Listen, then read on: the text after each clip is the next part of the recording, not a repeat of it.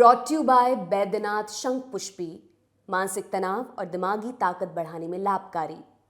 Electoral bond पर supreme court ने रोक लगा दी है। इसे असंवैधानिक बताते हुए सीजेआई ने कहा कि यह सूचना के अधिकार माने आरटीआई का उल्लंघन करता है। फैसला सुनाते हुए सीजेआई डीवाई चंद्रचूड़ ने कई सख्त कमेंट किए। आइए आपको वो 5 बड़ी बातें सिलसिलेवार तरीके से बताते हैं जो सीजेआई ने कही। इलेक्टोरल बॉन्ड के मुद्दे पर सबसे बड़ी बहस इस बात पर थी कि इस बॉन्ड के जरिए किसी राजनीतिक दल को मिलने वाले चंदे की जानकारी आम लोगों को मिलनी चाहिए या नहीं। इससे पहले 2 नवंबर को कोर्ट ने इस पर सुनवाई की थी। कोर्ट ने सरकार के उस तर्क पर अपनी असहमति जताई थी जिसमें कहा गया था कि वोटर्स को चंदा देने वाले की पहचान जानने का अधिकार नहीं है। तो पहली बड़ी टिप्पणी सूचना के अधिकार पर आई।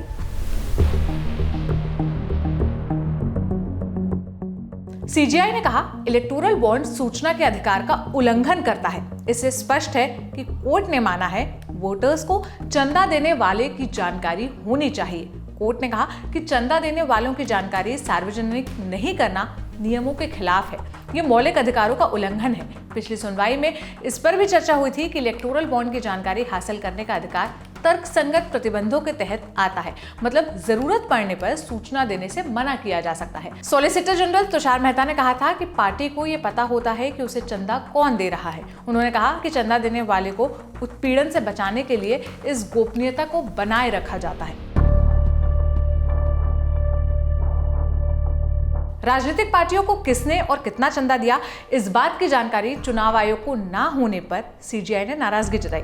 कोर्ट ने कहा कि चुनाव आयोग इस बात की जानकारी दे कि 12 अप्रैल 2019 से 30 सितंबर 2023 तक राजनीतिक पार्टियों को इलेक्टोरल बॉन्ड से कितना पैसा मिला है। साथ ही एसबीआई से कहा गया कि 2019 से अब तक की सारी डिटेल जो इलेक्टोरल बॉन्ड की जानकारी है वो 3 हफ्ते के अंदर चुनाव आयोग को दी जाए। एसबीआई ही इलेक्टोरल बॉन्ड जारी करता है और अब कोर्ट ने बैंक को बॉन्ड नहीं देने का भी निर्देश दिया है, क्योंकि कोर्ट का मानना है कि चंदा पूरी तरह से लेन देन के उद्देश्य से किया जा सकता है। चुनाव आयोग इन जानकारियों को अपने आधिकारिक वेबसाइट पर पब्लिश करेगा।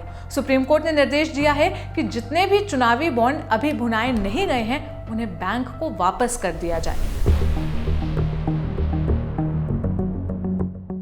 सुप्रीम कोर्ट ने कहा कि काले धन को रोकने के लिए इलेक्टोरल बॉन्ड के अलावा दूसरे विकल्प हैं। इस तरह की खरीद से काले धन को बढ़ावा ही मिलेगा, इससे कोई रोक नहीं लगेगी और इससे पारदर्शिता का भी हनन होगा।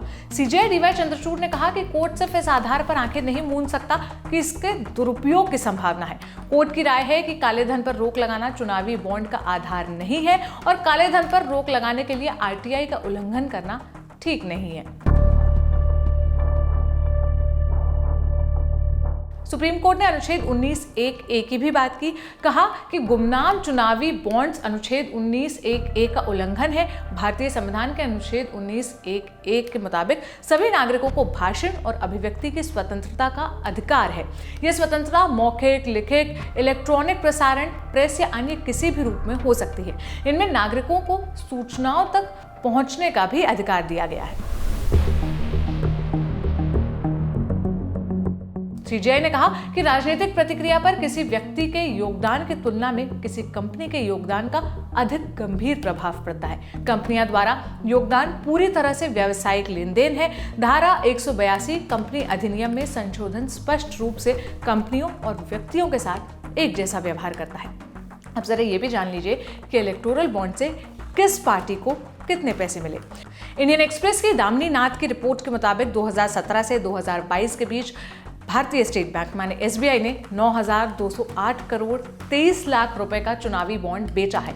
इनमें सबसे अधिक पैसे भारतीय जनता पार्टी यानी बीजेपी को मिले हैं। एक्सप्रेस को यह जानकारी 2023 में एसबीआई से आरटीआई के माध्यम से प्राप्त हुई।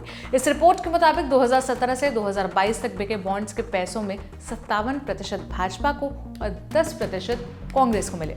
भाजपा को 5,271.97 करोड़ और कांग्रेस को 952.29 करोड़ रुपए मिले हैं। ये सारी जानकारी मेरे साथी रवि ने जुटाई थी। अब सीजेआई के इन सख्त टिप्पणियों पर आप क्या राय रखते हैं और इस फैसले पर क्या राय रखते हैं, हमें कमेंट बॉक्स में जरूर बताइएगा। मेरा नाम सोनल है।